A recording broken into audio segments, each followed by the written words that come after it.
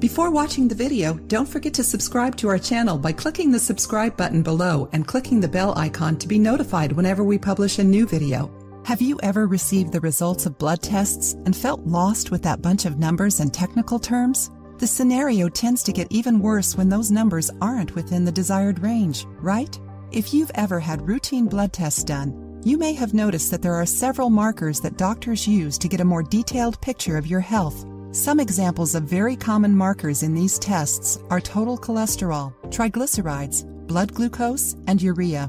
There are a lot of reasons that could lead to elevated numbers for the markers mentioned above, but for whatever reason, it's recommended that you seek a way to bring them within normal range. In today's video, we will teach you a very easy recipe to make that, if consumed regularly, can help to stabilize the levels of urea, cholesterol, glycemia, lipids, and triglycerides. It only takes 2 ingredients, water and pumpkin peel. In addition to being rich in fiber, the peel of a pumpkin has compounds that help eliminate bad cholesterol from our arteries, which contributes to the prevention of heart disease. The most recommended pumpkin is the variety known as the neck pumpkin, which is the most appropriate for sweets. It's recommended to perform this treatment for 30 days. For this reason, make sure you buy fresh pumpkin every 2 or 3 days. According to the author of this recipe, the pumpkin can't go in the refrigerator because the low temperatures change the substances contained in the peel, which can lessen the effectiveness of the treatment. Here's how.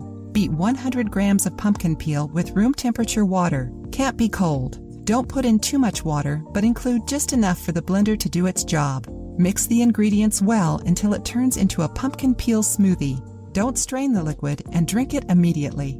Drink this mixture in the morning on an empty stomach before breakfast. If possible, take the routine exams again after the treatment to compare your numbers with previous results.